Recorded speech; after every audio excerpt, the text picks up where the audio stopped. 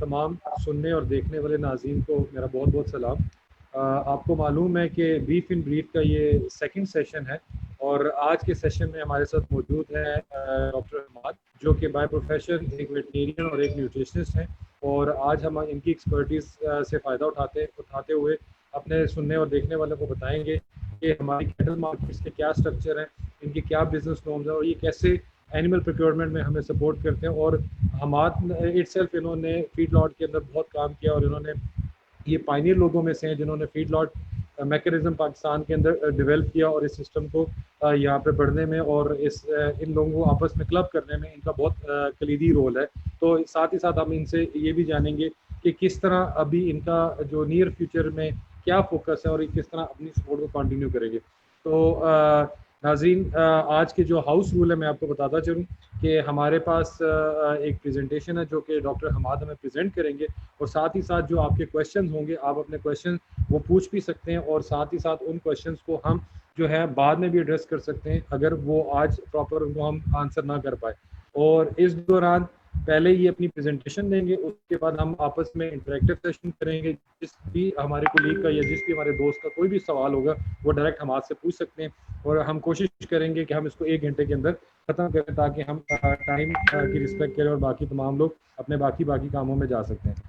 So without further wasting of time, I formally welcome Dr. Hamad. He's a big name in the industry, or he has been supporting the feedlot business for many years. So Hamad, over to you, please. Thank you first of all Shidat, मुझे इस तरह का opportunity देने की और माशाल्लाह सारा कुछ करने की। मैं सबसे पहले अपना थोड़ा सा तारुफ करवा दूं। कई लोग मुझे जानते तो हैं अच्छे तरीके से, लेकिन थोड़ा को चलो मैं अपने बैकग्राउंड के बारे में बता दूं। मेरा नाम डॉक्टर हमाद अली है। I basically belong from Kanpur district रीमिया खान। तो 2003 में मैंने अपनी DVM doctor of veterinary medicine की फैसलाबाद यूनिवर्सिटी से, उसके बाद फिर master of philosophy in animal nutrition की पाशा साहब से, प्रोफेसर तलत नसीर पाशा साहब से इन 2006। उसके बाद फिर मैंने सबसे पहले गवर्नमेंट जॉब ज्वाइन की एज ए मोबाइल वेटनरी अफसर के तौर पे रिनाला कुर्द में। फिर उसके बाद मैंने livestock and dairy development board join किया, तो as a field lot fattening अफसर के तौर पे। और मुल्तान रीजन जो है बेसिकली उसको मैंने सारा इस इलाके में डेवलप भी किया, सारा फील्ड लॉट 2007 से लेकर 2011 तक। उसके बाद फिर मैंने असिस्टेंट डायरेक्टर के तौर पे एज ए फिट प्योप में एज ए काम किया पॉवर्टी रिडक्शन के ऊपर। इसके बाद फिर मैंने एसेट ट्रांसफर का एक प्रोजेक्ट किया एक एनजीओ के साथ मिलके। सिमिलरली मेरा बैंक के साथ भी रहा कि मैं हबीब बैंक में भी रहा एज ए एग्रीकल्चर क्रेडिट अफसर। और इससे पहले मैं फौजी मीट लिमिटेड में रहा हूँ 3 years ऑलमोस्ट, और उसमें सारी प्रोक्योरमेंट, फैक्ट्री, फार्म्स और जितनी भी सप्लाई चेन है उस सारे मैकेनिज्म को, और ऑलमोस्ट मोर देन 40,000 एनिमल्स की सप्लाई को चेन को मैंने 1.5-2 साल के अंदर डेवलप किया, सारा मैकेनिज्म बनाया। और रिसेंटली मैं 2008 से अब तक जो है ना एज ए वर्किंग काम कर रहा हूँ as a managing director cattle market management company Multan के। तो यहाँ पे भी मैं अपनी जितनी कंट्रीब्यूशन हो सकती है अपनी पूरी एफर्ट्स करके, आप दोस्तों के साथ ताउन करके और अपनी मंडी को और चीज़ों को सिस्टम को इस तरह से डेवलप करने की पूरी कोशिश कर रही हूँ। मैं अपनी कैटल मार्केट्स की तरफ आता हूँ सबसे पहले कि कैटल मार्केट्स होती क्या है, इनका काम क्या होता है और गवर्नमेंट का मकसद क्या था कंपनीज बनाने का और सारा कुछ। तो कैटल मार्केट्स बेसिकली एक इम्पोर्टेंट सेगमेंट होता है लाइव स्टॉक बिजनेस का, इसमें बेसिकली कैश के ऊपर जो होते हैं ना, जो प्रोड्यूसर्स होते हैं अपने एनिमल का एक्सचेंज करते हैं। इसके लिए एक एफिशिएंट मार्केटिंग सिस्टम होना बहुत ही ज़रूरी है ताकि वो अपने लाइव स्टॉक और लाइव स्टॉक रिलेटेड जो भी प्रोडक्ट्स हैं उनको वो बेच सकें। बेसिकली जो लाइव स्टॉक होती है वो मार्केट होती है विलेज लेवल के ऊपर, 2 पर्सन्स के दरमियान, बायर्स और सेलर्स के दरमियान एट डिफरेंट लोकेशंस के ऊपर, ताकि वो अपने एनिमल्स की ट्रेड कर सकें। तो इसी तरह से ये इनके दिन फिक्स होते हैं। बाज़ मंडियाँ ऐसी होती हैं जो कि डेली बेसिस पे लगती हैं, कुछ वीकली बेसिस पे लगती हैं, कुछ फोर्टनाइटली बेसिस पे लगती है और सम टाइम मंथली बेसिस के ऊपर भी लगती हैं। इसी तरह ईद उल अज़हा के ऊपर स्पेशल जो है ना सेलिंग पॉइंट्स जो होते हैं वो बनाए जाते हैं ताकि मज़ीद लोगों को आसानी हो और वो अपना आके वहाँ से एनिमल सेल परचेज कर सकें। इसी तरह इन मंडियों में जो होता है मुख्तलिफ किस्म के एनिमल आते हैं, इसमें छोटा एनिमल भी होता है, बड़ा लार्ज रूमिनेंट भी होते हैं, स्मॉल रूमिनेंट्स भी होते हैं। और बाद ऐसी मंडियाँ होती हैं जो कि सिर्फ स्पेसिफाई लार्ज एनिमल होती हैं, कुछ ऐसे होते हैं जो कि बेसिकली स्मॉल एनिमल होते हैं, कुछ ऐसे भी हैं जो कि कैमल और जो दूध वाले जानवर होते हैं उनके लिए भी स्पेसिफाई होती है। ये बेसिकली डिपेंड करता है। अब जो कैटल मार्केट्स है वो बेसिकली 3 टाइप्स की होती हैं। नंबर फर्स्ट जो होता है वो होता है कि प्राइमरी कलेक्शन मार्केट्स होता है। ये बेसिकली विलेज लेवल के ऊपर छोटी छोटी मंडियाँ होती हैं जिसमें मुख्तलिफ बायर्स और सेलर्स आते रहते हैं और वो अपना ट्रेड और सारा बिजनेस वगैरह करते रहते हैं। जो प्राइमरी कलेक्शन मार्केट्स होती हैं, जो बिल्कुल मिनी कैटल मार्केट्स होती हैं, उसमें मोस्टली जो सेलर होता है वो प्रोड्यूसर होता है और जो बायर्स होता है उसमें बेसिकली प्रोड्यूसर्स, अदर प्रोड्यूसर्स होते हैं, बुचर्स आते हैं, ट्रेडर्स होते हैं। उनका मकसद क्या होता है कि उन्होंने अपने फैटनिंग वाले एनिमल्स को रिप्लेस करना होता है, स्लॉटर करना होता है, या उनको इन्होंने यहाँ से परचेज करके फिर बड़े एनिमल जो आपकी मंडियाँ हैं उसमें उन्होंने जाके बेचना होता है। इसी तरह जो सेकेंडरी डिस्ट्रीब्यूशन मार्केट्स होती हैं ये बेसिकली तहसील लेवल के ऊपर होती हैं। इसमें भी बेसिकली ट्रेडर्स और लोकल बुचर्स वगैरह आते हैं स्लॉटरिंग पर्पज के लिए।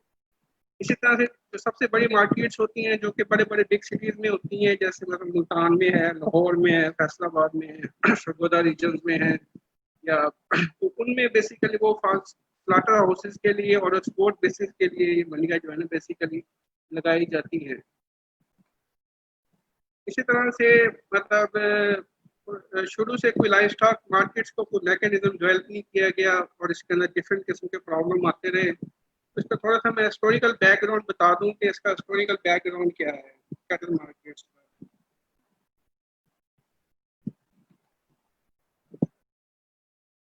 बेसिकली ये Punjab local government act ordinance 1979 और 2001 में जो है ना बेसिकली ये कैटल मार्केट जो है ये local government and community development department का एक मतलब प्रोजेक्ट था। इसको इससे पहले जो है वो टीएमए रन करती थी और वो यहाँ से पर्ची एनिमल पर एनिमल इनके ऊपर पर्ची लेती थी। उसमें होता ही था कि जो बड़ा एनिमल था उस पर वो उसको 300 रुपये पर एनिमल और छोटे पे 100 रुपीज पर एनिमल के हिसाब से चार्ज करती थी। इसमें तरीकाकार ये होता था कि जो पैसा इकट्ठा होता था उसका 25% हेलो उसमें से 25% जो शेयर होता था वो बेसिकली जो है ना उस टाउन में जाता था और बाकी जो डिफरेंट टाउन्स थे तो उनमें बाकी में 75% उसका शेयर जाया करता था। लेकिन पंजाब में मतलब 2014 के अंदर जाके तकरीबन 258 कैटल मार्केट्स काम कर रही थी, उनको ये ख़त्म कर दिया गया और गवर्नमेंट के डायरेक्शन के ऊपर एक तमाम डिवीजन लेवल पंजाब के अंदर 9 कैटल मार्केट मैनेजमेंट कंपनियां बना दी गई। ये basically section 42 of the company ordinance के तहत बनाई गई, जिनका मकसद ये था कि अपना जितने भी आपकी ट्रेडर्स और बायर्स हैं इनको फैसिलिटेट करेंगे, इनकी सर्विस डिलीवरी को बेहतर करेंगे। तो 1 जुलाई 2014 से ये कंपनी का वजूद हो गया और इससे क्या हुआ कि टीएमए ने अपना पैसे लेना करती थी टैक्स वगैरह उसकी अबॉलिशन कर दी गई और कैटल मार्केट को कहा कि they act as a service provider के तौर पे ये अपना काम करें और लोगों को ज़्यादा से ज़्यादा फैसिलिटेट करें। बेसिकली कंपनी बनाने का मेन मिशन यही था कि कैटल मार्केट्स को one of the best leading agri business centre of the Pakistan किया जाए और इसी तरह क्वांटिटी और क्वालिटी ऑफ मीट प्रोडक्ट्स को बेसिकली बढ़ाया जाए through modernisation and regulation of cattle market. इसका सबसे पहले ये किया गया कि इसकी 3 स्टेजेस डेवलप की गई। पहले में नंबर ऑफ मार्केट्स को आइडेंटिफाई किया गया, फिर कंपनी का वजूद किया गया, फिर इसकी ओनरशिप की गई और सेकंड स्टेज के ऊपर एसेंशियल सर्विसेज थी वो दी गई और फिर कंपनी को कहा गया कि अपना रेवेन्यू सोर्स खुद इकट्ठा करे और थर्ड स्टेज में जाके इसको उन्होंने कहा कि आप इसको खुद टेक ओवर करें। अब इस पर कंपनी की तरफ से बेसिकली 3 चीज़ें कवर की जाती हैं, एक इंफ्रास्ट्रक्चर कैटल मार्केट्स का, यूटिलिटीज और सपोर्ट। तो जो इसका इंफ्रास्ट्रक्चर में बेसिकली चीज़ें आ जाती हैं उसमें लाइट्स है, टॉयलेट्स है, रैंप्स हैं और टेंटेज वगैरह। और यूटिलिटीज़ के अंदर जो होती हैं वो होते हैं वाटर सप्लाई, वाटर स्प्रिंकलर्स और इंसेक्टिसाइड स्प्रे हो गया। इसी तरह स्पोर्ट में फर्स्ट एड आ गया, वेटनरी सर्विसेज आ गया, पुलिस सिक्योरिटी आ गया और राहदारी रसीद में थोड़ा बहुत हेल्प करती है। तो इस तरह से तमाम मीडिया वगैरह में कैंपेन करके इसको बेसिकली अबॉलिश करके और कंपनी का वजूद वजूद में आ गया। तो सबसे अहम जो कैटल मार्केट्स हैं, बड़ी बड़ी मंडियाँ जो पंजाब की हैं, उसमें सबसे बड़ी शाहपुर कांजरा जो कि बुध वाले दिन लगती है। इसी तरह से फिर मुल्तान की हमारी सबसे बड़ी मंडी है, जिसमें सैटरडे और संडे को लगाई जाती है। जसवंतगढ़ के अंदर पहले ये बरेल में लगाई जाती थी, रिसेंटली हमने सितंबर 2019 में हमने इसको शिफ्ट किया है। इसी तरह से बहावलपुर है, मलुआना मोड़ है, लुधियान है, शेख खान है, पुलकम्बर है, चौक आजम है और गगो मंडी है। इस तरह से बारह मंडी। इसी तरह से जो डिफरेंट गोट एंड शीप की भी मार्केट्स हैं, जैसे सामुआना मुल्तान में है, अलीपुर है, चौक बहादुरपुर है। इसी तरह से हर मंडियाँ जो है ना, ये तमाम डाटा मैं आपको शेयर कर दूंगा। इस तरह से ये भी अपनी मंडियों में और हर रीजन वाइज ये अपने स्टैब्लिश करती है। इसी तरह से कुछ मंडियाँ हैं, सांगड़ है, टंडुआडम है, मीरपुर खास है, चांबर है, काजी अहमद है, हैदराबाद है। और बेसिकली सिंध में बेसिकली बिजनेस प्रोफाइल यूँ है कि जितना भी आपका लार्ज एनिमल्स है वो बेसिकली साउथ पंजाब और पंजाब के अंदर पूरे पाकिस्तान में सर्कुलेट होता है।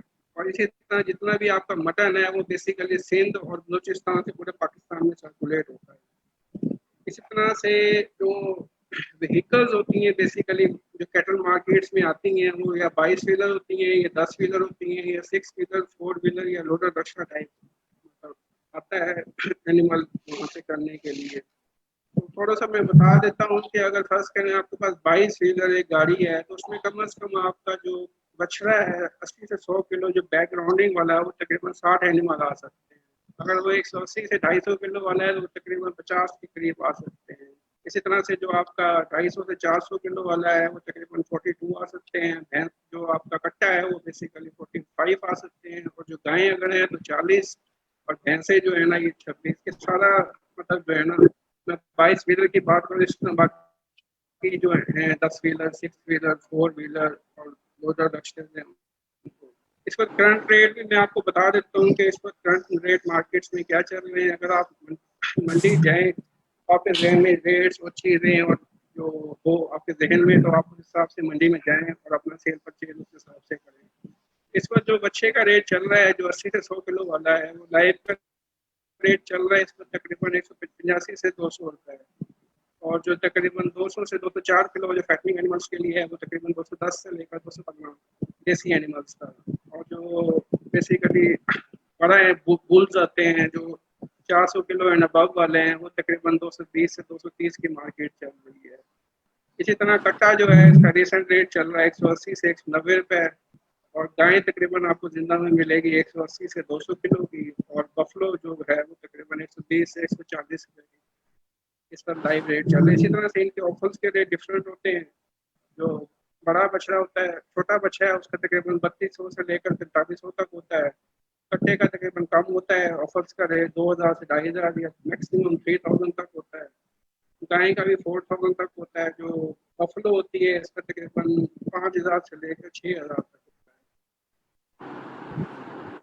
बेसिकली कंपनियां जो है वो अपने उसका रेवेन्यू सोर्स क्या है, वो किस तरह से पैसे इकट्ठी करते हैं, इसके बारे में थोड़ा सा आपको बता दूं। इस वजह होती है कंपनियां आउटसोर्स करती हैं अपने सर्विसेज को। उसमें वो पार्किंग और फोडर और पूरी प्रणाली और कैफेटेरिया हैं, खोखास हैं, होटल्स हैं, ऑर्नामेंटल शॉप्स हैं, इनके ये बेसिकली आउटसोर्सिंग करती है।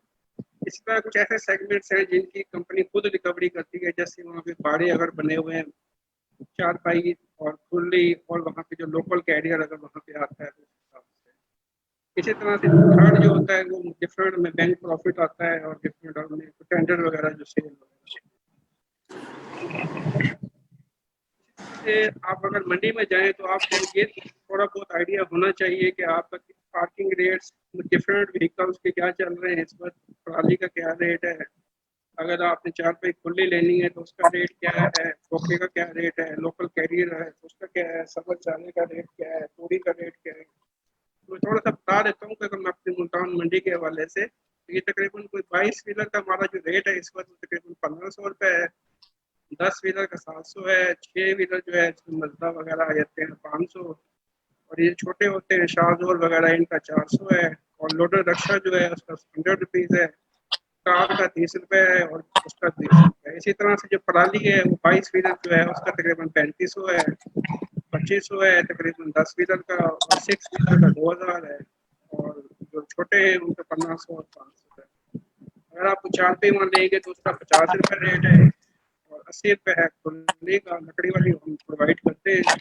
किसी ने अपना खोखा लगाना है तो 500 रुपये रेट है, अगर होटल कैंटीन वगैरह लेनी है तो उसका 1500 रुपये रेट। अब अगर आप मंडी जाएँ तो आपके ज़हन में कुछ चीज़ें होती हैं जिनको हम भी कोशिश करते हैं कि इश्यूज़ और प्रॉब्लम्स क्या-क्या आते हैं कैटल मार्केट्स के अंदर। तो सबसे बड़ा जो मसला आता है एनिमल मार्केट्स के अंदर वो होता है थेफ्ट और रॉबरी का। आप या तो कैश होता है वो चोरी होने का खर्चा होता है, या आपके एनिमल का, क्योंकि मंडियाँ जितनी भी पंजाब के अंदर हैं चंदे के अलावा किसी की चार दीवानियाँ नहीं हैं। अभी हमने अपने प्रपोजल भी सबमिट की हुई है लोकल गवर्नमेंट के अंदर कि भी पहले मंडियों का हम चार दीवारी और मैकेनिज्म और अपनी हम ज़मीनें परचेज करेंगे लीज लैंड की बजाय, तो फिर हम इसको इंशाल्लाह बेहतर करेंगे। इसी तरह बाद दफ़ा सेल एंड परचेज के अंदर भी फ्रॉड हो जाता है, जेली करेंसी निकल आती है, बाद में इंसानों को या जानवरों को कोई चोट लग जाती है। तो बहुत ही विशियस किस्म के एनिमल होते हैं, उनको काबू करना थोड़ा सा मुश्किल होता है। और बाद दफ़ा जो आपने किसी का स्टोलन एनिमल चोरी खरीद लिया है तो उसका मसला आ जाता है। बाद दफ़ा पुलिस के चेक पोस्ट बने होते हैं और डिस्पोजल ऑफ डेड एनिमल्स का इशू होता है, कॉमन हेल्थ इशू आ जाते हैं like heat stress fever lameness dehydration. अब अगर आप मंडी जाते हैं तो सबसे एक अहम रोल होता है तंदी वाले का। तंदी होती क्या है, बेसिकली तंदी को हम होल्डिंग एरिया भी कहते हैं। तंदी बेसिकली वो प्लेस होती है जहाँ पे आप अपना एनिमल जब आप परचेज करते हैं तो थोड़ी देर के लिए वहाँ होल्ड करते हैं ताकि आप अपने एनिमल को ट्रांसपोर्ट कर सकें। उसके इवेंट जो है ना, आप जो भी तंदी वाला पर्सन होता है उनको आप नॉमिनल चार्जेस जो भी आप उनके साथ तय करेंगे। हमारी मंडी के अंदर तकरीबन 50 रुपये से लेकर 100 रुपये रेट चलता है। इसमें वो आपके एनिमल्स का देखभाल भी करते हैं, आपको 4 पे खुले भी प्रोवाइड करते हैं, और इसी तरह से मतलब आपको अच्छी सर्विसेज देते हैं। और लेकिन इसमें सबसे बड़ा जो इशू आता है वो ये होता है कि आपका एनिमल चोरी हो गया तो वो बहुत बड़ा इशू होता है। इसलिए तंदी वाले की सिलेक्शन भी आपने इस तरह से करनी है कि आप तो उसका अगर चोरी हो गया तो उसकी जिम्मेदारी तंदी वाले बंदे पे आएगी, आप पे नहीं आएगी। इसी तरह से थोड़ा सा कमीशन एजेंट्स होते हैं जो कि वहाँ पे फिर रहे होते हैं मंडी के अंदर, जो कि असल जो होता है जिन लोगों ने चलाना होता है ये वही लोग होते हैं।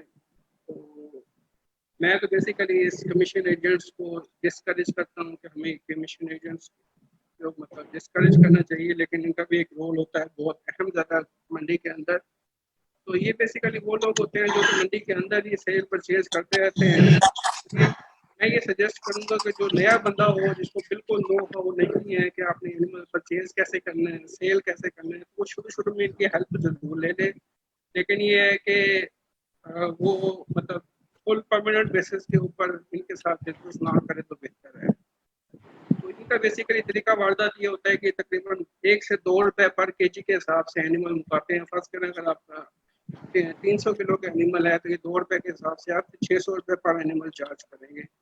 ये बात हुआ 500 से लेकर ऑलमोस्ट 1000 के जो होता है ना, ये मंडी के अंदर से ही आपको एनिमल लेके सिर्फ आप एनिमल पहुँचाएंगे।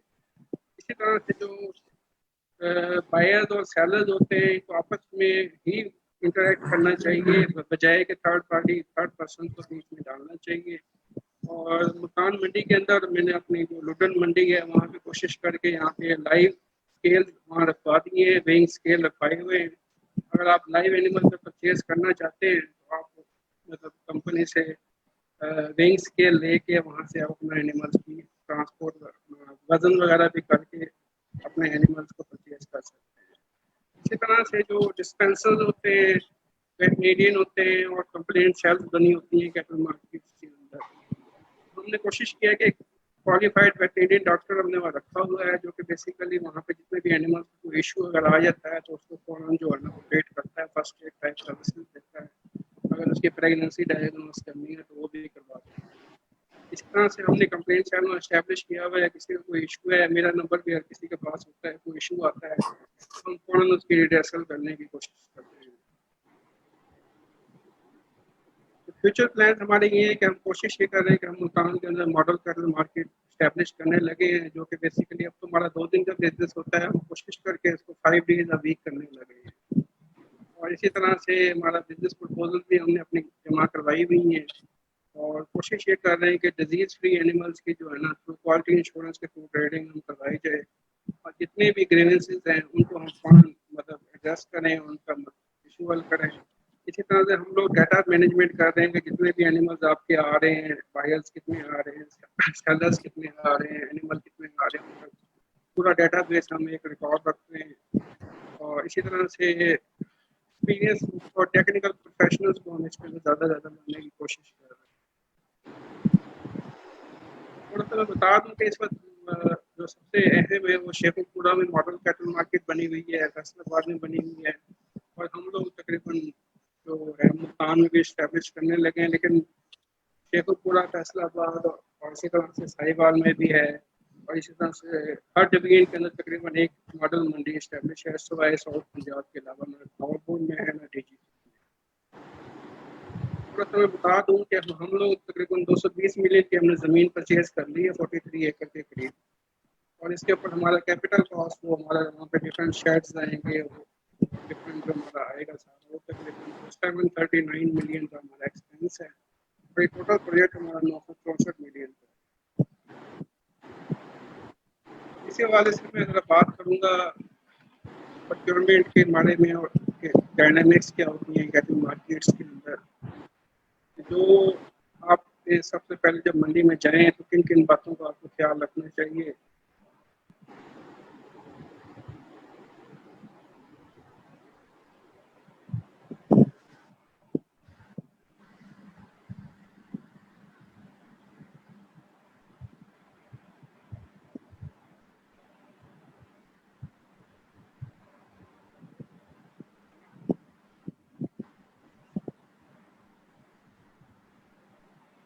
बेसिकली जो हमारी मीट वैल्यू चेन है वो डिपेंड करती है 5 चीज़ों के ऊपर। नंबर 1 होता है कि इनपुट सप्लाईज कैसी हैं आपकी। इनपुट सप्लाईज में क्या क्या चीज़ें आ जाती हैं, मसलन आपके एनिमल की जेनेटिक्स, उसकी फीडिंग, उसकी मैनेजमेंट, उसकी हाउसिंग, इसी तरह से उसकी सर्विसेज, मेडिसिन, वैक्सीनेशन वगैरह आ जाती है। इसी तरह नंबर 2 सेगमेंट जो होता है वो प्रोडक्शन होता है कि आपने मीट एनिमल को प्रोड्यूस कैसे करना है, उसकी परफॉर्मेंस कैसे देखनी है, उसकी वेट गेन कैसे देखना है।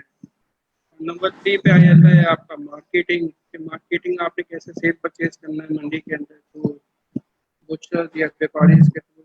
और इसी तरह से प्रोसेसिंग चौथा सेगमेंट आ जाता है कि आपने आगे स्लॉटरिंग कैसे करवानी है। और सबसे एंड पे आ जाता है डिस्ट्रीब्यूशन कि आपने इसको एक्सपोर्ट कैसे करना है या लोकल डोमेस्टिकली आपने इसको किस तरह से बेचना है। सेल एंड परचेज के हवाले से जो है ना मेरी तो रिकमेंडेशन यही है कि don't involve any commission agent. जब भी आप मंडी में जाएं तो सिंपल ड्रेस पहन के जाएं, किसी को फील भी ना हो कि आप एक मतलब जो है ना पढ़े लिखे ज़्यादा पढ़े लिखे हैं या इवन के मैं खुद भी बार दफ़ा मंडियों में जाता था तो पुलिया बदल के और बार दफ़ा दाढ़ी शाड़ी लगा के इस तरह से हम करते हैं। तो सबसे पहले जो अगर आपने एनिमल सेलेक्ट करना है तो उससे पहले उसकी एंटी मॉर्टम एग्जामिनेशन कर लें। मसलन है कि उसका लेग्स देख लें, उसकी शोल्डर देख लें, उसका बैली चेक कर लें।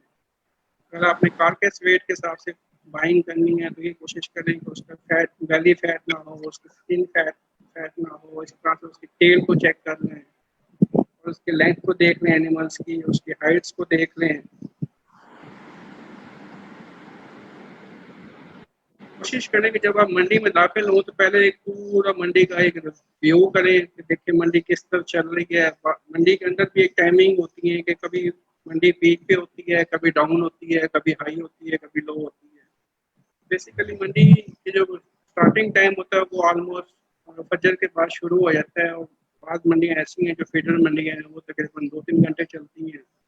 कुछ ऐसे जैसे मुल्तान की सबसे बड़ी मंडी है तो ये 2 दिन भी चलती रहती है। तो आपने कोशिश ये करनी है कि आप टाइम से पहुँचे वहाँ पे मंडी में। कोशिश करें कि हर वीकली बेसिस के ऊपर जो है ना आप मंडियों को विजिट करते रहें ताकि आपको आइडिया हो कि रेट कैसे चल रहा है, क्या मार्केट चल रही है और किस तरह से मतलब जो है ना जब भी आप एनिमल परचेज करें तो फ़ौरन जाके उसको रेट नहीं बता देना और सबसे पहले उसको जाके मतलब नेगोशिएशन करनी है। और रेट जब आपने अपने ज़हन में खरीदना है तो आपने जो मंडी के एक्सपेंस है बेसिकली उनको ज़हन में रख के उस हिसाब से बाइंग करनी है। बाद हमारे ऐसे दोस्त होते हैं जो कोशिश करते हैं कि जी हम लोग अपना टाला 22 व्हीलर बना लें। जैसे कराची के हमारे कुछ दोस्त वगैरह यहाँ आते हैं कि आप यहाँ पे आए हैं परचेज करें, तो बाद दफ़ा उनको महंगा जानवर भी खरीदना पड़ जाता है। मेरा उनसे मतलब यही रिकमेंडेशन यही होती है कि आपकी जो डिफरेंट जो और भी मंडी है, जैसे शेख वान सबसे बड़ी मंडी है रीमिया खान की, कराची के फार्मर्स के हवाले से मैं कहूँगा कि वो मतलब कुछ एनिमल वहाँ से परचेज कर लें, वो भी तवाफ की मंडी लगती है, मुल्तान की भी तवाफ की लगती है। इसी तरह से लाहौर और लुटन का कम्बिनेशन अगर आप बनाना चाहें तो वो भी अच्छा कम्बिनेशन है कि ऑलमोस्ट 20,000 एनिमल लाहौर में आता है और ऑलमोस्ट 10,000 एनिमल 8 से 10,000 तकरीबन लुटन में आता है, तो आप इस तरह कर सकते हैं। इस तरह मुल्तान का और शेख वान का कम्बिनेशन इस तरह कर सकते हैं कि मेरी मुल्तान मंडी में तकरीबन 15 से 20,000 जानवर आता है, और जो दूसरा आपका है एक वान में तकरीबन 5-6 हज़ार एनिमल आता है। तो कोशिश करें कि दोनों का कम्बिनेशन बना के फिर आप एनिमल जो है, और इसमें लेबर का भी बहुत अहम रोल होता है, जो आपके एनिमल्स की लोडिंग करता है, तो उसके ट्रांसपोर्ट के दौरान उसकी चीज़ों को सारा कुछ ख्याल करना होता है। तो बिल्कुल आपने ऐसे बिहेव करना है कि आपको बिल्कुल रेट्स का आइडिया ही नहीं है, और मेरी रिकमेंडेशन तो यही होती है कि जितना हो सके आप देसी एनिमल को प्रेफर करें as compare to cross animals, और पूरे टेंशन के साथ रहें वहाँ पे। और थोड़ा-सा मिट्टी की धूल कट्टा वगैरह होता है तो है वहाँ पे, लेकिन ये कि मिट्टी के अंदर मट्टी बन के ही हम कुछ न कुछ वहाँ से निकाल सकते हैं। और जब भी आवाज़ दें तो मैकेनिज़्म ये होता है कि उससे पूछें कि कितने का देगा भाई, क्या मोल लगाएगा इसका, क्या चल रहा है मतलब है। तो जब भी आप अगर वेइंग स्केल पे खरीदें तो मेरा टिप्स यही होता है हमेशा से कि भाई हम लोग तो इस तरह करते थे कि हम लोग 20 किलो माइनस करके और फिर हम एनिमल परचेज करते थे, क्योंकि आपको पता नहीं कि मंडी के अंदर माल प्रैक्टिसेस कुछ भी हो सकते हैं कि वो आपको पानी पिला के दे दे एनिमल्स को, तो इस तरह से भी कर सकते हैं। अदरवाइज दूसरा मैकेनिज्म ये होता है कि आप जो कमीशन एजेंट्स होते हैं उनको साथ ये तय कर लें कि मेरे फार्म तक पहुंचा दे, और तीसरा ये होता है कि आप गोश्त के हिसाब से अपने मजबा खाने पे या जो भी उनके साथ रेट नेगोशिएशन होती है उसके साथ कर लें।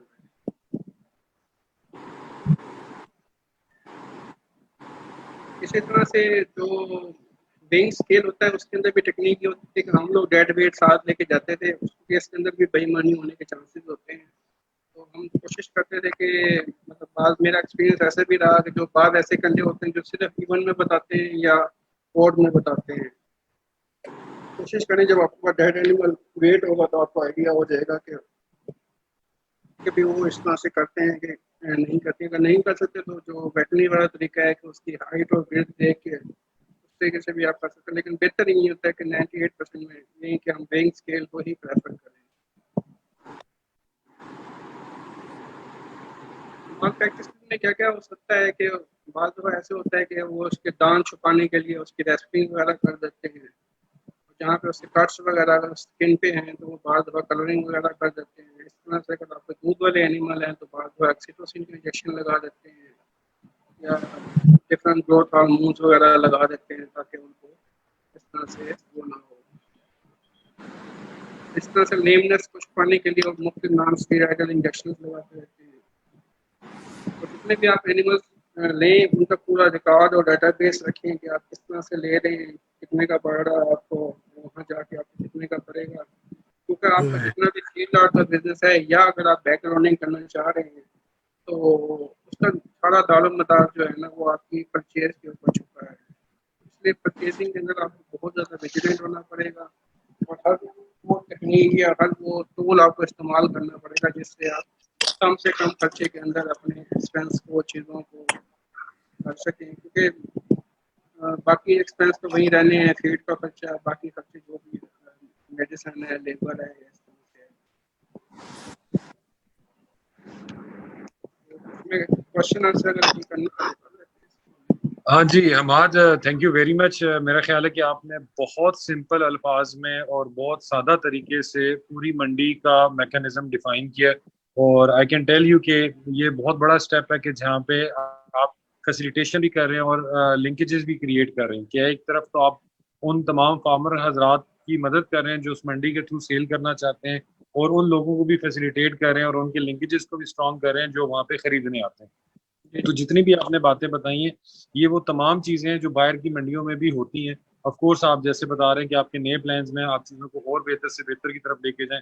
ऑफ कोर्स आपके एजेंडाज में ये भी होगा कि आप आने वाले टाइम में इनको ऑनलाइन की तरफ लेके जाएं, जैसे दुनिया में हो रहा है, या ऐसा इनका कोई पासपोर्ट या रिकॉर्ड सिस्टम बनाए हर एनिमल का कि वो उसका टैग और उसका रिकॉर्ड सिस्टम हो रहा है। ऐसा ऐसा कोई ऐप आ जाए जिस ऐप के थ्रू अगर आप उस एनिमल का रजिस्ट्रेशन नंबर डालें तो आपको पता चल जाए कि इस एनिमल का पिछला प्रोफाइल या पिछली हिस्ट्री क्या है। तो ये तमाम वो चीज़ें जो कि मेरा ख्याल ट्रेसेबिलिटी के जी ट्रेसिबिलिटी के अंदर आने वाले टाइम में मेरा ख्याल है कि आपके फोकस में होंगी और ऑफ कोर्स ये फैसिलिटेट करेंगी। मैं उबैद से रिक्वेस्ट करूंगा कि तमाम हमारे जो पार्टिसिपेंट हैं इनके माइक ओपन करें ताकि वो आपसे सवाल पूछ सकें। लेकिन मैं जब तक वो माइक ओपन होते मेरा एक सवाल ही है।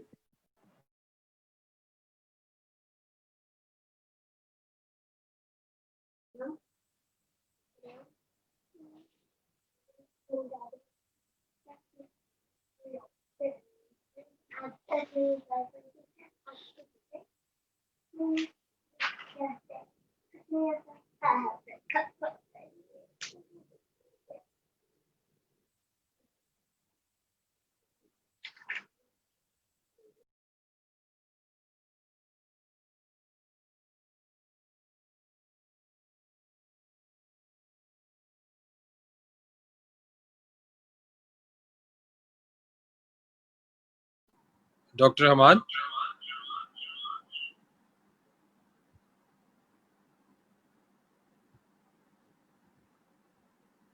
अबाद आप मौजूद हैं? अबाद का माइक बंद है। अबाद अपना माइक ओपन करिएगा प्लीज। अमाद आपने अपना माइक बंद किया हुआ है। लेफ्ट कॉर्नर पे एक माइक का बटन होगा, उसको अनम्यूट कर दीजिएगा। ओके, जितनी देर में अमाद अपना माइक ओपन करते हैं, सर अफजल हमारे साथ है। Sir welcome to the beef in brief. Sir थोड़ा सा आप गाइड करिएगा कि जैसे हमाद बता रहे हैं कि कैटल मार्केट्स के अंदर मेन जो ऑब्जेक्टिव है, सर आप क्या देखते हैं कि कैटल मार्केट्स का क्या रोल है बीफ बिजनेस को डेवलप करने में? I think cattle markets play a very important role in beef, but I think the main issue here in Pakistan is we are still not introducing, honestly, the auction mechanism. Most of the issues will go away if you introduce auction mechanism. Normally in the USA or many other places where I have visited and seen livestock markets or so, the animals are brought in almost a day earlier, preferably, but anytime they brought it in, they are immediately paper tagged on both sides of that. Say big tags are there, and then they are not even weighed. They just push through that whenever there is a turn, the animals can be looked by the buyers really anytime. And then the animal is brought to the enclave or brought to the ring, and the auction starts. And auction is on per kg basis. Okay, so that will then it's written, it's computerized, and everybody is really, whosoever is the buyer, his name is written, and later on then really that weight is done immediately after this, and the total weight is given in that. In that way, when the auction is there, okay, then usually this middleman and all that stuff, they go out anyway. So that is much more easier as compared to really that you guessing out or really putting it up. So if I were really manager or run, I will like to introduce really the auction for small ruminants separately and large ruminants separately, and let it be like that's will be the best beef market or beef selling way really into that. I think without markets, beef development will be very difficult in that scenario. So I think it's the other thing which I don't know what are we doing it, but most of the time the rates are really pre-decided by the governments, particularly for the commission rate or the owner's rate or the company rate. And it's a very big return. 2% of the really option price will be taken by the owner of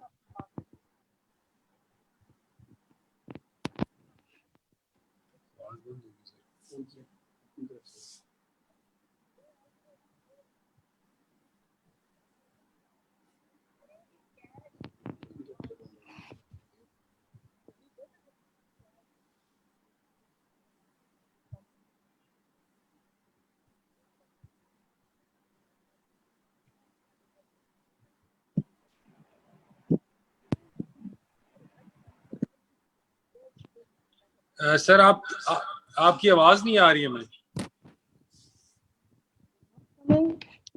हमारा sir आपको आवाज आ रही है? मुझे आ रही है sir. अब आ रही है sir. So I think we should start looking it over is that we should start really as this auction business, auction for small ruminant and auction for large ruminants. Start this slowly and gradually. First, give a choice, like fewer people will come into auction, and then slowly and gradually just introduce it. This is the only way for the beef market and for the mutton market to proceed. This is how I look at over. Thank you very much, sir. I think this is a very great addition and point that we should have an auction system in our cattle market. Of course, this could be one of the lead which Dr. Hamad and his team can look into it. हमारे साथ नवाब साहब भी बैठे हैं। Welcome sir, कैसे हैं? आपको बड़ी खुशी हुई आपको बड़े अरसे बाद देख के। नवाब साहब का माइक ऑन करिए।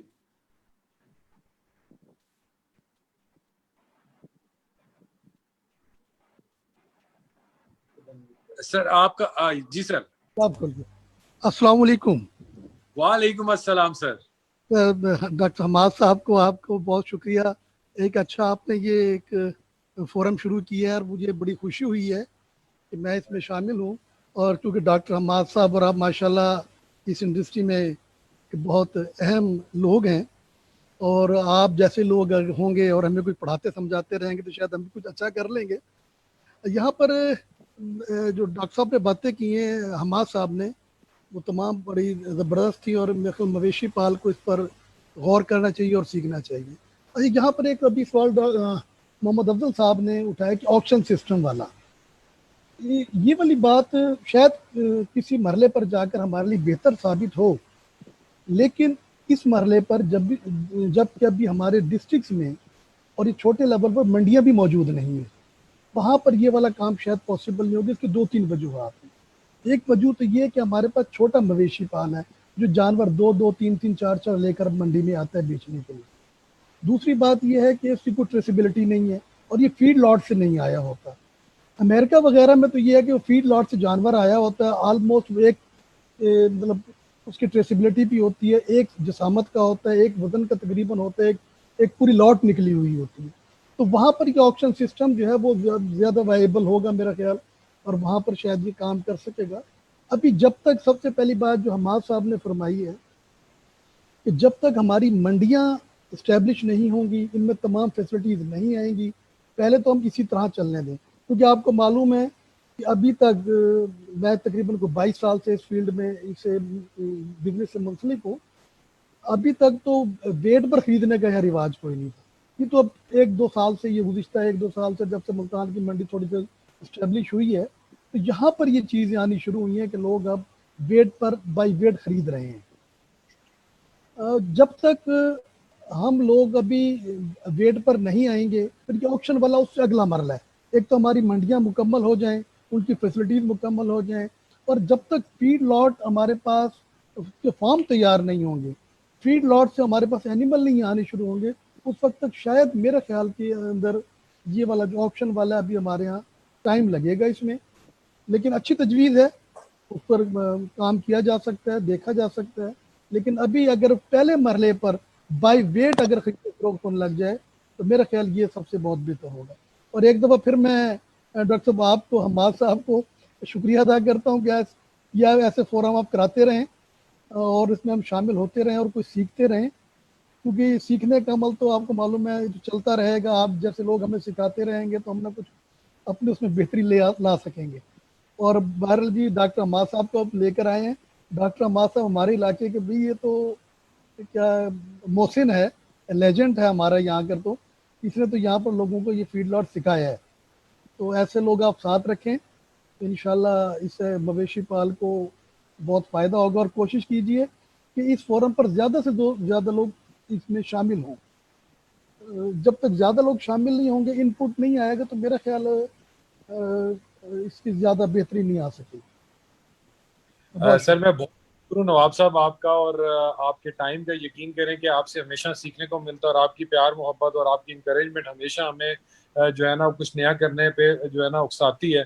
और इंशाल्लाह आपके बड़े वैलिड पॉइंट है, क्योंकि इस ब्रीफ इन ब्रीफ का जो मेन पर्पस भी यही है कि हम प्रैक्टिकल इनपुट्स लें, क्योंकि थ्योरेटिकली तो हमारे पास नॉलेज है या हम लोग फेच कर सकते हैं, लेकिन जो प्रैक्टिकल रियल टाइम प्रॉब्लम्स हैं उनके ऊपर काम किया जाए और उनको आपस में कनेक्ट किया जाए और उन सॉल्यूशंस की तरफ आया जाए। इंशाल्लाह हम हमाद डॉक्टर हमाद पे हम सारे फख्र करते हैं, क्योंकि हम जिसको फ़ख्र पाकिस्तान, फ़ख्र साउथ पंजाब कहते हैं, और माशाल्लाह इसने पिछले कई सालों से बहुत ज़्यादा मेहनत की है इस काम पे। हसन खान साहब हमारे साथ मौजूद है। उबैद हसन खान साहब का माइक ओपन करिएगा।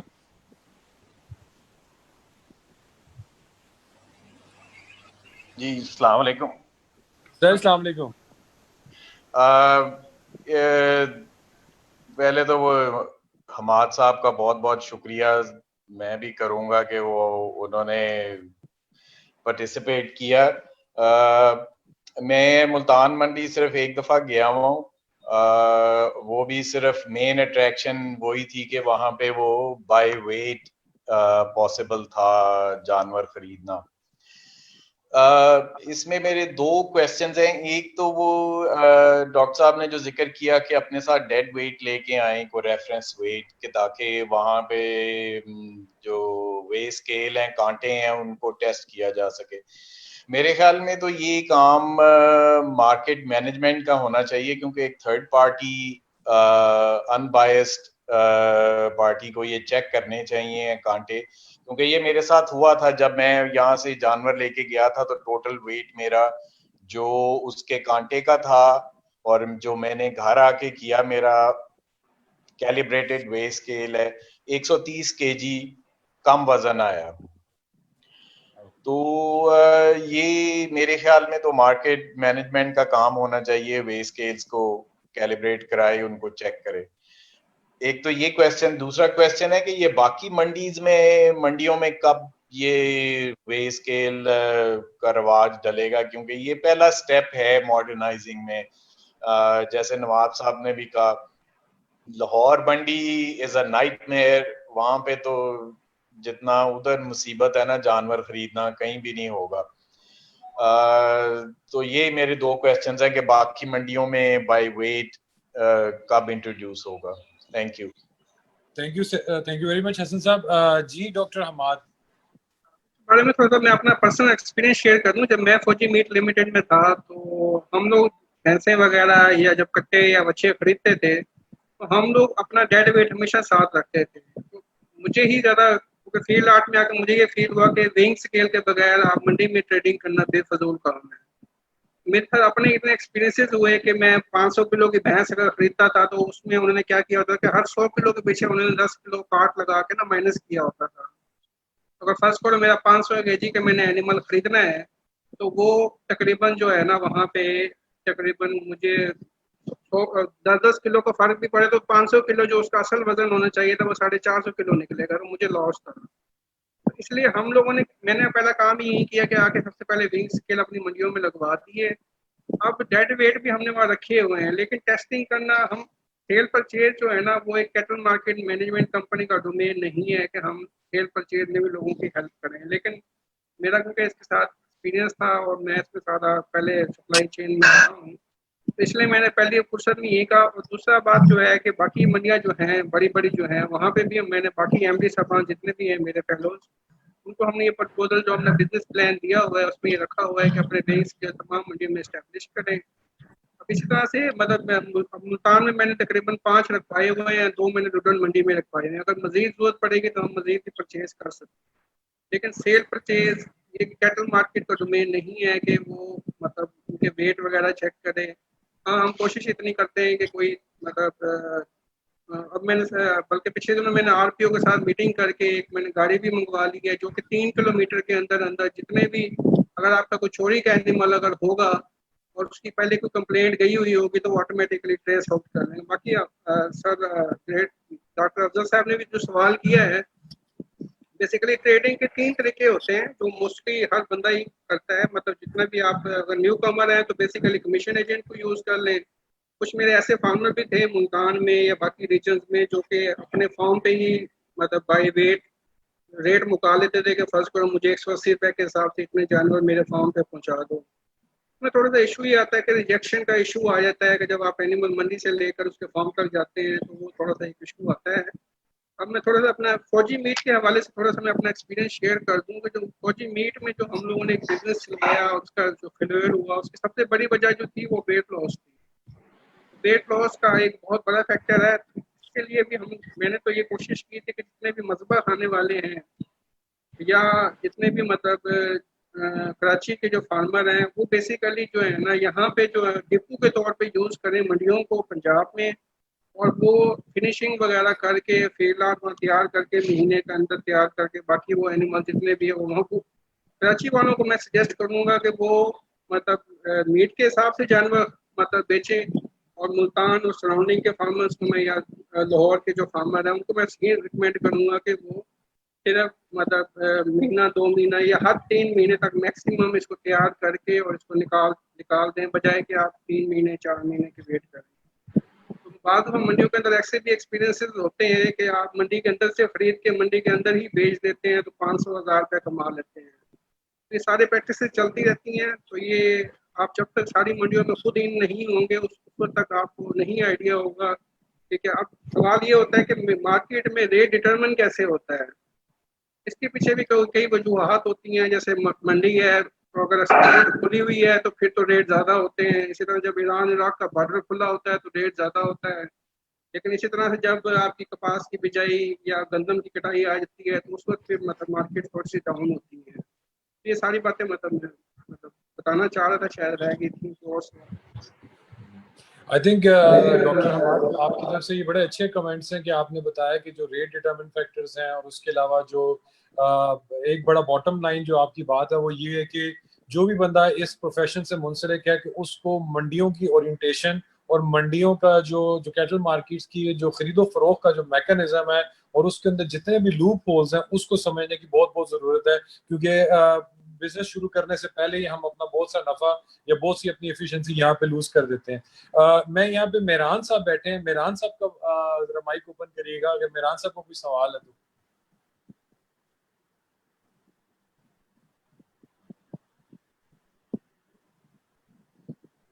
जी मेहरान साहब। अस्सलाम वालेकुम। जी वालेकुम सलाम सर। और मैं डॉक्टर हमाद साहब से शुक्रगुजार हूँ, शुक्रिया बहुत बहुत। और उनसे यही सवाल करना चाहता था कि मंडियों में आमतौर पर जो है ना मिडल मैन जो है उसका किरदार बहुत ज़्यादा है बड़ा। तो ये मैं पूछना चाहता था कि क्या इसकी कैटल मार्केट की या कोई ऐसी पॉलिसी है कि इनको जो है ना कम किया जाए या रोका जाए। क्योंकि मैं यही समझता हूँ कि जब जानवर मंडी में आता है तो उसमें मिडल मैन जो है ना वो प्रॉफिट आम तौर पर जो है ना वो बहुत वो ले जाता है, जिस पतंग के उसका जो फ़ायदा होना चाहिए, खरीदार को फ़ायदा होना चाहिए, उसकी बजाय मिडल मैन जो है ना वो ले जाता है प्रॉफिट। ये मैं पूछना चाहता था कि क्या कैटल मार्केट का या इसका गवर्नमेंट का कोई इस किस्म का कोई है कि उसको जो है ना वो इसकी रोकथाम को या इसको कम करने के लिए कोई इनका आगे कोई हो। जी हमाद। अच्छा, इसमें कमीशन एजेंट्स के बारे में पहले मैं बता चुका हूँ कि कमीशन एजेंट बेसिकली जो कैटल मार्केट का डोमेन है तो इसको रोल को मिनिमाइज कर सकता है, एलिमिनेट हम नहीं कर सकते इसके मैकेनिज्म को ना। तो इसके लिए फिर हम कोशिश यही करते हैं कि हम लोगों ने वहाँ पे एक पूरी ट्रांसपोर्टर जितने भी हैं वहाँ पे उनकी एक लिस्ट दी हुई है। अगर आपने अपनी गाड़ियों की ट्रांसपोर्ट करनी है तो उनके ये नंबर है। इसी तरह से हम लोगों ने जितने भी वहाँ मंडी के अंदर मुल्तान में बायर्स हैं सेलर्स हैं उनका एक डाटा हमने बनाया हुआ है कि किसका कितना बिजनेस प्रोफाइल है, कौन कितने एनिमल परचेज कर सकता है, कौन पर वीक के हिसाब से कितना लेता है। तो हम सिर्फ डाटा दे देते हैं। लेकिन ये टोटली फार्मर का और या जो मजबा खाने वाला होता है उसी का डोमेन होता है कि उसने किस तरह से सेल एंड परचेज को देखना है। मैं तो 100% कहूँगा कि कमिश्नर एजेंट्स को नहीं इन्वॉल्व होना चाहिए। अगर इन्वॉल्व करना भी है अगर आपने, तो उसको आपने अपने प्रॉफिट एंड लॉस का शेयर होल्डर बनाना है, ताकि जितना भी अगर लॉस हुआ तो वो आपके साथ हो। इस तरह से कमीशन एजेंट जो आपसे 500 या 1000 रुपये पर एनिमल लेता है उसको मैं डिस्करेज करूंगा। हाँ, अगर कमीशन एजेंट आपके प्रॉफिट एंड लॉस में हिस्सेदार बनता है तो फिर मैं कहूँगा चले आप फिलहाल इसकी सर्विसेज यूज करें। अच्छा, हमारे यहाँ भी मेरे एक और सवाल है आपसे कि मिसाल के तौर पे एक न्यू कमर है जो कि 50 जानवरों से अपना एक जो है ना फार्म शुरू करना चाहता है, और उसको कैटल मार्केट से क्या सपोर्ट मिल सकती है? क्या एट अ टाइम वो इतने पूल में एनिमल खरीद सकता है? ये हर मंडियों पर मैं बताया ना, जिस तरह 3 कैटल मार्केट होती है, फीडर मंडियाँ होती हैं, बड़ी होती हैं। जो बड़ी मंडियों में मेरे में तो 20,000 जानवर आता है। और फीडलॉट के बारे में तो मैं तो जब भी बात करूंगा तो मैं, जैसे नवाब साहब भी हैं, अफजल साहब भी बैठे हुए हैं, कि फैटनिंग जब भी शुरू होती है तो 250 एनिमल से होती है, कभी भी 50 एनिमल से शुरू नहीं होती। लेकिन अगर न्यू कमर है तो आप ग्रेजुअली 20-20-20 करके हर महीने करके आप कर लें। 50 एनिमल तो निकालना मसला ही कोई नहीं, क्योंकि मैं खुद जब फौजी मीट में रहा हूँ तो 25 ट्राले 20 ट्राले आराम से, एक ट्राले में कम से कम 50 एनिमल आता था हमारा, हम आराम से वो कर लेते थे। ये तो मसला ही कोई नहीं कि आप 50 एनिमल एक मंडी से नहीं निकाल सकते। हाँ, मैंने कहा ना, मैं डाटा हम शेयर कर देंगे कि ये बंदे मौजूद हैं जो कि आपकी असिस्ट करेंगे आपकी मंडी के अंदर, ये हम कर सकते हैं। बाकी मतलब है कि फैटनिंग की फार्म की अगर बात करें तो मैं 250 ही रिकमेंड करूँगा। मैं कभी भी ये नहीं कहता, क्योंकि हर एनिमल आपको हर महीने 50 एनिमल लेने पड़ेंगे, 50 बेचने पड़ेंगे, 50 लेने पड़ेंगे, 50 की रोटेशन करनी पड़ेगी, क्योंकि ये बेसिकली फील्ड आर्ट जो है ये इकोनॉमिक्स की खेल है। जितना आप इसके अंदर वो करते जाएंगे आपका प्रॉफिट मार्जिन उसी हिसाब से बढ़ता जाएगा। तो जितने भी हमारे बड़े बड़े फार्मर्स हैं उनको मैं यही मोस्टली रिकमेंड करता हूँ कि आप अपना जितना आप मंडियों के साथ टच रहें उतना ही 98% आप एक्सपोर्ट के साथ, या अगर हो सके तो अपना क्या नाम है मजबा खानों वालों के रेट्स चीज़ें और उनके डोमेन वगैरह को भी देखते रहें। अच्छा, यहाँ पे हमारे साथ उस्मान ताहिर साहब मौजूद हैं। उस्मान ताहिर साहब, अगर आपका कोई सवाल है तो उबैद इनका माइक ओपन करिएगा। अच्छा, इनका सवाल होने से पहले एक छोटा सा सवाल मेरा और है डॉक्टर हमाद आपसे। आप बाय प्रोफेशन न्यूट्रिशनिस्ट भी हैं और माशाल्लाह बड़े अरसे से आप फीड लॉट्स को फॉर्मुलेशन भी दे रहे हैं। तो आप जो सबसे बड़ा प्रॉब्लम इस वक्त हमारा कॉस्ट ऑफ प्रोडक्शन पर केजी मीट है, और ऑफ कोर्स सेलिंग प्राइस आपने बताई है कि जो ये है, तो हम कैसे अपने फार्मर्स को प्रॉफिटेबिलिटी की तरफ लेके जा सकते हैं? मैंने कहा सबसे 80% आपकी इन्वॉल्वमेंट जो है वो आपके एनिमल सिलेक्शन के ऊपर है। अगर आपने एनिमल सिलेक्शन इस हिसाब से कर ली तो फिर तो आप प्रॉफिटेबल है ये बिजनेस। अदरवाइज मैं ये रिकमेंड ही नहीं करूँगा कि आप फैटनिंग की तरफ हमेशा आपने सिलेक्शन ऑफ एनिमल में आपने जो आपको प्रॉफिट छुपा है वो आपके एनिमल सिलेक्शन पर। 40,000 का बच्चा आप शुरू में उसको 50,000 का ले आए हैं, जितनी मर्जी आप कर लें एंड पे कैलकुलेशन कोई उसका फायदा नहीं होगा। इसलिए आपको मंडियों में और मार्केट्स के में बल्कि इलाके में से भी बात आपको अच्छा एनिमल मिल जाता है, तो आपको इन टच होना पड़ेगा और तभी आप जाके 3 लाख में प्रॉफिटेबल बिजनेस कर सकते हैं। आई थिंक मेरे सुनने और देखने वाले दोस्तों के लिए बहुत इंपॉर्टेंट पॉइंट है कि एनिमल सिलेक्शन का 80% रोल है आपकी प्रॉफिटेबिलिटी के अंदर, और प्लस आपको इन कैटल मार्केट्स के बारे में और जहाँ से भी ये खरीदो फरोख्त का जो सिलसिला होता है वहाँ पे आपका बहुत ज्यादा इन्वॉल्वमेंट और आपको तमाम प्रोसेस का पता होना बहुत जरूरी है। जी उस्मान ताहिर साहब, आपका सवाल सर। जी अस्सलाम वालेकुम जदून साहब, बहुत मेहरबानी। आप मेरी आवाज सुन सकते हैं? जी सर, हम सुन सकते हैं सर आप। जी थैंक यू सर। हमाद साहब आपको अस्सलाम वालेकुम, आप मेरे बड़े भाई हैं, इनको मैं स्पेशली सुनने के लिए आज मैं ऑनलाइन हुआ। और शुक्रिया अफजल साहब का, वो इस प्लेटफॉर्म में मौजूद है। ये बड़े ऑनर की और एजाज की बात है हम सबके लिए। सर मेरे सर एज ए अपनी पर्सनल लर्निंग के लिए 2-3 क्वेरीज हैं, मैंने सवाल भी फ्लोट किया है। हमने काफी ऑपरेशंस पे डिस्कस कर ली, एग्जिस्टिंग वो इंफ्रास्ट्रक्चर पे डिस्कशन कर लिया है, लेकिन सवाल ये कि जब कभी जाते हैं कभी पॉलिसी इंटरवेंशंस पे, जब ये सलमान शाह साहब के पास या सीएम ऑफिस में, वहाँ एक बड़ा सवाल होता है कि लाइफस्टाइल डिपार्टमेंट जो ना एक कैटर मार्केटिंग जो ना वो वर्टिकल लिंकेजेस क्रिएट करे। इसमें डेफिनेटली डोमेन इनका है, ये इंडिपेंडेंट है। इनके सजेशन है मेरी कि कोई ऐसा कोई डिजिटल इंटरफेस क्रिएट किया जाए ताकि जो फार्मर्स का और जो ट्रेडर का एक रिलेशनशिप क्रिएट हो, और जो जस्ट लाइक ओलेक्स ना। नंबर 2, दूसरा सवाल यह कि फील्ड ऑफ फैटनिंग के जो लोग हैं उनको भी एक बेनिफिट होगा, वो एक ना ट्रेसेबिलिटी करवा सकेंगे, कोई टैगिंग का सिस्टम आए फिर तीसरा सवाल ये कि इसमें ये मूवमेंट ऑफ एनिमल काफी होती है कैटल मार्केट्स में, उसमें हमें कोई इको मार्केटिंग सिस्टम की तरफ जाना चाहिए ताकि जो ना एनिमल्स जो ना वो वैक्सीनेटेड हों और वो एफएमडी के डॉक्टर अफजल साहब से रब्ता कर सकते हैं, एफएओ के साथ कर सकते हैं, ताकि एटलीस्ट जो वहाँ एनिमल आए हैं वो तो इंश्योर हो गई वो यहाँ से कैरी ना करें डिजीज को, और ये बड़ा मैटर होता है और डिपार्टमेंट तो इनको हेल्प करता था जब भी कोई पॉसिबिलिटी होती है। जी काइंडली प्लीज। जी अहमद। जी पहले दिन का सवाल था कि अपना हमें कैटल मार्केट्स के लिमिटेड मतलब जो है ना एक फंक्शंस हैं और उसी के अंदर रहे कि जितना हो सकता है हम ऑटो में जाके अपना कोशिश करके इसको मैकेनिज्म को डेवलप करें, लेकिन ये पर्सनल एफर्ट हो सकती है या बारहा दफा हमारी मीटिंग में भी बात हो चुकी है कि फील्ड आर्ट वाले को एक एसोसिएशन बनानी चाहिए या मतलब टिपिकल उनको एक मोबाइल ऐप बनानी चाहिए जिसके थ्रू अपना सेल परचेज वो करना चाहता है तो वो कर ले।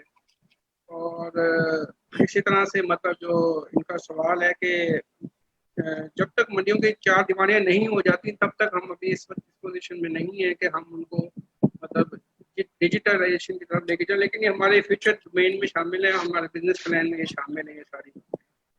बाकी रह गई इनकी वैक्सीनेशन और डिवर्मिंग के हवाले से, तो हमारे पास वो वैक्सीन और डिवर्मिंग अवेलेबल होती है, किसने अगर करवानी होती है तो करवा ले।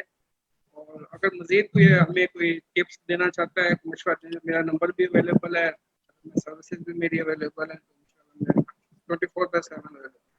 अच्छा डॉक्टर अहमद, यहाँ पे जो डॉक्टर उस्मान ताहिर साहब उन्होंने एक बड़ा अच्छा क्वेश्चन यहाँ पे जो उठाया वो ये था कि जो आपका इको फ्रेंडली हो, मिसाल के तौर पे अगर वन डोमेन से दूसरी या अगर ट्रांस प्रोवेंसेस अगर मूवमेंट्स होती हैं तो उससे डिजीज ट्रांसमिशन के भी बड़े चांसेस हैं, तो क्या इसके ऊपर हम लोग मैस लेवल पे काम नहीं कर सकते, या अगर हम जो विद इन सिटीज या विद इन प्रोविंस उनके ऊपर ये पाबंदी लगा दें या वैक्सीनेशन को मैंडेटरी कर दें ताकि ये जो डिजीज स्प्रेड है उसको हम रोक सकें? ये तो सर अफजल साहब बेहतर बता सकते हैं क्योंकि उनका माशाल्लाह काफी एक्सपीरियंस और है। मैं सर अफजल से सर इस पे आप कमेंट करें। मैं सर अफजल साहब का माइक्रोफोन ले लीजिए।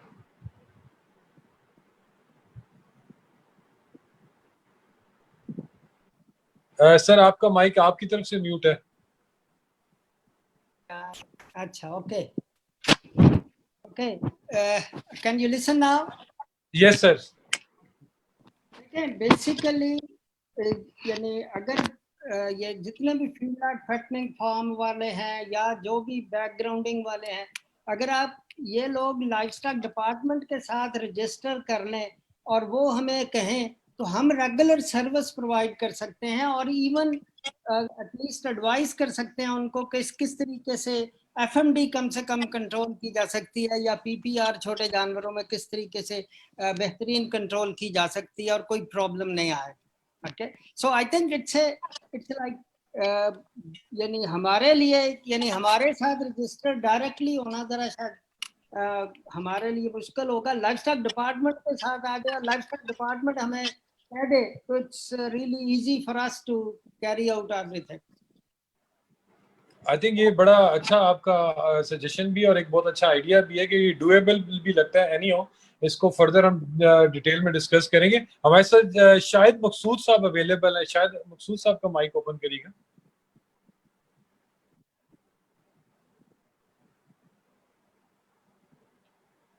शाहिद साहब आप हमें सुन रहे हैं?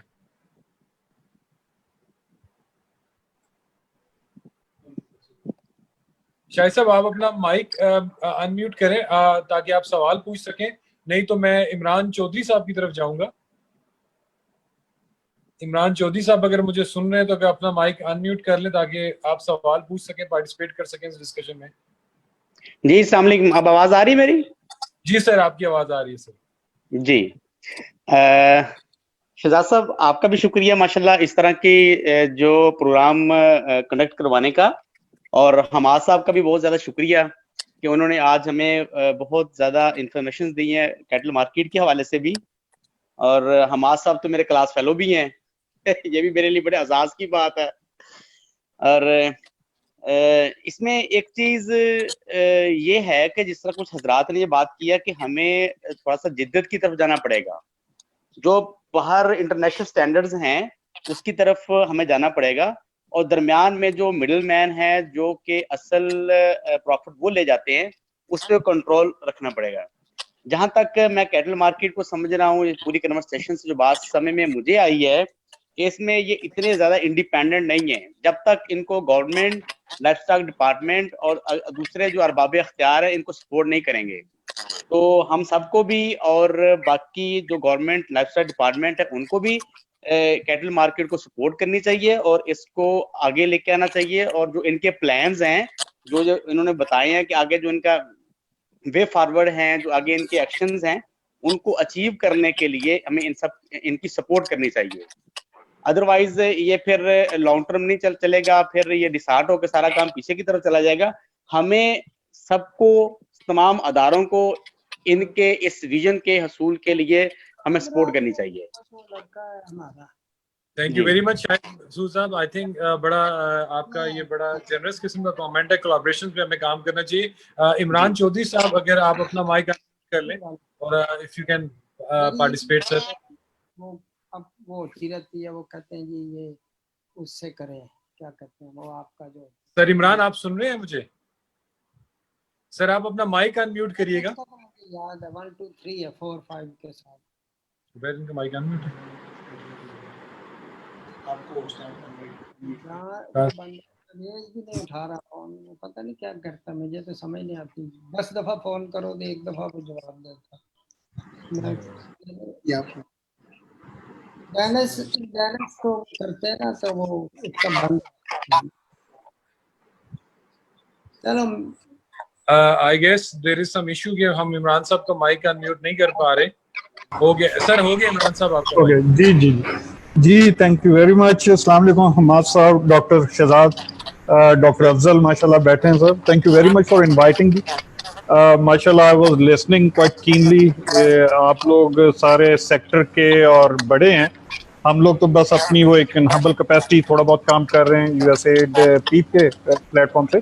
2-3 चीजें सिर्फ मैं अर्ज करना चाहूँगा कि डॉक्टर हमाद से आप भी बात कर रहे थे ट्रेसेबिलिटी के हवाले से, तो we established a few practices जिसमें एक हर्ड बुक है जी। हेलो, आप सुन रहे हैं मेरी बात? जी सर हम सुन रहे हैं। जी। अच्छा, एक हर्ड बुक है, वो हमने इंट्रोड्यूस करवाई है buffalo breeder association, and there are like 8 association जो हमने रजिस्टर करवाई हैं विद LNDD डिपार्टमेंट, जिसमें से 5 स्मॉल यूनिट्स हैं और 3 लार्ज यूनिट्स की, और उनमें हर्ड बुक इस्टेब्लिश करवाई है। हर्ड बुक इज लाइक, आपको पता है जैसा दुनिया में होता है, पाकिस्तान में I think it was the first of the experience heard book के जरिए एनिमल ट्रेसेबिलिटी और ये सारी चीजें उसमें लिखी जा रही हैं, तो दैट इज वन इनिशिएटिव। दूसरा, मंडियों के हवाले से 2 चीजें मैं डॉक्टर हमाद से भी गोशगुजार करना चाहता। एक तो वही कि डिजिटल प्लेटफॉर्म्स अवेलेबल होने चाहिए, specially in the wake of this corona thing. मेरा ख्याल है B2B और B2C ट्रेडिंग के लिए इनका बहुत जरूरी है कि हमारे पास कोई डिजिटल प्लेटफॉर्म अवेलेबल हो जिसके जरिए लोग ट्रेडिंग कर सकें या एटलीस्ट जो है इंफॉर्मेशन शेयर कर सकें और ट्रेडिंग हो सके। और उसी हवाले से एक फेयर ट्रेड का एक एलिमेंट सामने आना चाहिए, क्योंकि अब तक की जो मैं डिस्कशन सुन रहा हूँ कि जो बायर या जो सेलर है, once they are at the cattle market, वो शायद फिर एक दूसरे के रहमो करम पे होते हैं। एक कैटल मंडी का अपना एक जो उसके ऊपर होना चाहिए, ग्रिप होनी चाहिए ऑन द ट्रेड, वो कोई फेयर ट्रेड किस्म की चीज इंट्रोड्यूस हो सके जो कि सारी यूनिफॉर्म हो अक्रॉस द मंडीज, और जो भी बायर स्पेशली द न्यू कमर जो कि इसमें आना चाहते हैं, जब वो आए तो उनको आइडिया हो कि हम क्या लेना चाह रहे हैं और हमें फेयर ट्रेड, तो उस पर शायद वो गवर्नमेंट की इन्वॉल्वमेंट या कैटल मंडी की इन्वॉल्वमेंट के बगैर शायद पॉसिबल ना हो। और third and the last most is eradication of disease. Disease जो ट्रांसमिशन है from one mandi to another और from one area to other, उसके ऊपर जो FMD जिस तरह है उसकी वैक्सीनेशन या बाकी वैक्सीनेशन जो है उनकी जो है कंपल्सरी होना चाहिए कि इन मंडियों में जब जानवर आए उनकी वैक्सीनेशन और ये सारी चीजें कंट्रोल हो सकें। These are sort of my remarks on this. I think sir Imran very comprehensive किस्म के आपके पॉइंट्स हैं और वेरी बड़े वैलिड हैं, और of course these are the way forward solutions भी हैं जिन पे हमें काम भी करना चाहिए। मैं हमाद से रिक्वेस्ट करूंगा अगर if you can respond to these things जो सर की सजेशंस हैं। हमारे जितनी भी बातें की है इमरान चौधरी साहब ने, ये इंशाल्लाह हमारे बिजनेस फ्यूचर प्लान में शामिल है और इसको इंशाल्लाह डिजिटलाइजेशन की तरफ ही लेके आ रहे हैं, और हम कोशिश यही कर रहे हैं कि जितने भी मसबा खाने वाले प्रोसेसर हैं और जितने भी बड़े बड़े फार्मर्स हैं उनको हम एक स्टेक होल्डर्स की एक मीटिंग अरेंज करने लगे हैं। तो कोई अगर नया आइडिया या इनपुट उनसे लेके इंशाल्लाह हम उसको बेहतर से बेहतर करने की जितनी हो सकती है कोशिश करेंगे, अपने जो रिसोर्सेज हैं उसके अंदर रहते हैं। आई थिंक जो सबसे बड़ी ब्यूटी हमारी जो सबसे बड़ी ब्यूटी है इन तमाम प्लेटफॉर्म्स की वो ये एक्सचेंज ऑफ आइडियाज है, एक्सचेंज ऑफ लॉजिकल थिंग्स हैं जो कि हम एक दूसरे से शेयर कर सकते हैं। और यही पर्पस था जब बीफ इन ब्रीफ हम लॉन्च कर रहे थे, जब हमने बीफ क्लब लिए लॉन्च किया तो हमारे पास यही था कि हम सबसे पहले तो उन तमाम लोगों को पूल करें जो कॉम्पिटेंट हैं, जिनके पास प्रैक्टिकल नॉलेज है, जिनके पास थ्योरेटिकल नॉलेज है, जिन्होंने अपनी एजेस के अंदर इस प्रोफेशन के अंदर काम किया। Then we can think of the new things. जैसे लास्ट टाइम मेरी इमरान साहब से बात हो रही थी तो he give a very good idea कि हमें अपनी इस जो लाइफ स्टॉक की ट्रेड के लिए स्पेशल बैंक्स के ऊपर भी काम करना चाहिए, ताकि जो कि मंडियों में जो ये हमारे साथ हैंड होते हैं या ऑफ एंड ऑन जो हमारी लाइफ स्टॉक की या पोल्ट्री की ट्रांजैक्शंस होती हैं जो कि ऑड आवर्स में भी होती हैं, वो भी फैसिलिटेट की जा सके। But there could be possible ideas जिसके ऊपर हम काम कर सकते हैं। अच्छा, just to share good news कि yesterday we launched the Beef in Brief newsletter।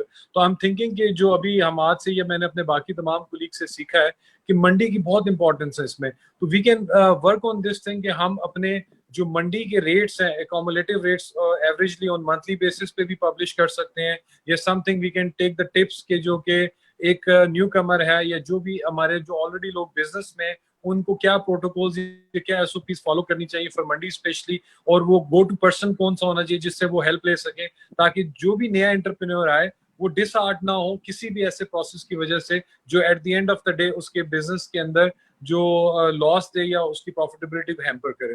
तो there could be many areas where we can work together. मेरा ख्याल है कि now it's time to close up, so I would like to just take the last comment from Usman Tahir sahab, ताकि फिर इसके बाद मैं इसको क्लोज करूं। उस्मान ताहिर भाई, आप अपना लास्ट कमेंट दें, फिर उसके बाद मैं हम इसको क्लोज करते हैं। उस्मान ताहिर साहब का जी ये एक सजेशन है आपका, बड़ा अच्छा प्लेटफॉर्म है ये बीफ क्लब।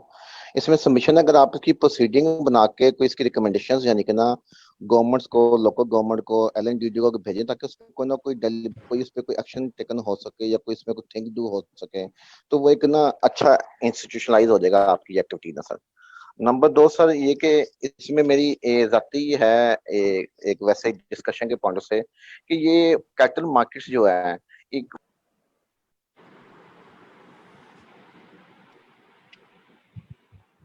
उस्मान भाई आपका माइक फिर म्यूट हो गया।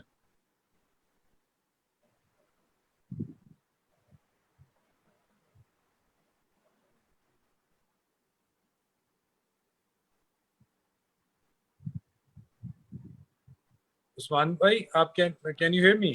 जी अब आवाज आ रही है मेरी? जी आप आ रही है सर। जी मेरी एक ना पसंद थी कि काइंडली सारा फोरम है, तमाम ये ट्रेडर्स हैं, तमाम वेटनेरियंस हैं, इनकी क्या फीलिंग्स हैं, ये जाते हैं इस मार्केट में, कैटल मार्केट्स में, ये कैटल मार्केट्स लाइफ स्टॉक के साथ अटैच होने चाहिए या लोकल गवर्नमेंट के साथ, इसमें कोई डेलिब्रेशन होनी चाहिए, आपकी तरफ से कोई रिकमेंडेशंस आनी चाहिए गवर्नमेंट को इसके ऊपर, ये कहाँ इसकी बेहतर यूटिलिटी है ताकि बेहतर ये बिजनेस मॉडल क्रिएट हो सके सर, ये एक है। I think this is a very good question, and probably we can discuss on this, and we can task to each one के जो अपना अपना comment इस पे दें। सर इमरान चौधरी आपका कोई question है? You have just raised a hand। Imran Chaudhary साहब को माइक ओवर करिए। जी Jadood sahab, thank you very much. जी बिल्कुल एग्जैक्टली आपसे जिक्र हुआ था कि we are working on establishing a private sector development forum in south Punjab specially, और लाइफ स्टॉक को हम इग्नोर नहीं कर सकते, तो उसी हवाले से आपसे पहले भी बात हुई थी। तो अभी जिस बात हुई कि if we can help this platform to establish all these comments जो आते हैं, इनको अगर हम आगे ले जाने में, और डिपार्टमेंट में उस्मान साहब को भी आइडिया है कि हम लोग पहले भी काम करते रहे, और at this very moment we are working on livestock policy of the province, उसमें भी ये रिकमेंडेशंस जा सकती हैं। तो इसलिए I am available for any recommendation, और उसको अगर कंपाइल करके और सेक्रेटेरिएट का रोल समझते हैं आप लोग, तो definitely we can play this role. जी I think this would be a great favor, sir. कि what we can do is कि हम जिस तरह अभी हमने series of ये participations और ये Zoom meeting शुरू करी हैं, हम लोगों के points लेके हम ये काम करते हैं कि एक recommendation paper group में share करते हैं ताकि everyone can read that और अपने comment दे दे. जब वो एक compile form में paper होगा, हम आपको और उस्मान भाई को forward कर देंगे और then you can proceed it to the representative of the government or whatsoever who wants to, we can send to that. So I think today we had a very classy discussion, and it is of course the step one which probably needs more improvement. हम time के साथ साथ और सीखेंगे भी, हम और नए लोगों को भी लेके आएंगे. Of course, this is a recorded version and it is available through YouTube and also available on the Facebook channel as well. तो आप लोग इसको further share भी कर सकते हैं, और जो लोग इसके अलावा भी हमें जो सुन रहे हैं हमें, वो अगर अपनी सजेशंस या अपनी रिकमेंडेशन इसको बेहतर करने के लिए दे सकते हैं तो वो जरूर करें, क्योंकि इंशाल्लाह बीफ इन ब्रीफ तो हर 15 दिन के बाद हम आपको इंशाल्लाह शेयर करेंगे. हमारी कोशिश यही है कि उसके अंदर हम लोकल मार्केट और अपनी लोकल स्टडीज को ज्यादा से ज्यादा डालें ताकि उसका हमें एडवांटेज हो सके. So with this, I would like to thank Dr. Hamad specially. Sir आपका कि आपने अपनी मसरूफियात में से टाइम निकाला और आपने बड़ा वैल्यूएबल नॉलेज शेयर किया, and of course this could be a great learning for all those who have been sitting remotely, जो कि मे बी इन पर्सन आपसे नहीं मिल सकते थे. आज उन आपका इंट्रोडक्शन भी हो गया और आपकी एक्सेस भी उनको हो गई, और मैं अपने तमाम बाकी दोस्तों को भी बहुत शुक्रगुजार हूँ जिन्होंने पार्टिसिपेट किया, अपने कमेंट्स दिए. इंशाल्लाह we will be keep coming with the new topics, with the new ideas, and looking forward for your recommendation and participation. We have a beef club. Please keep sharing your ideas and we will try to seek help from different people. So with this, I would like to thank you all. Please stay at home, stay safe. Wish you best of luck. Thank you very much.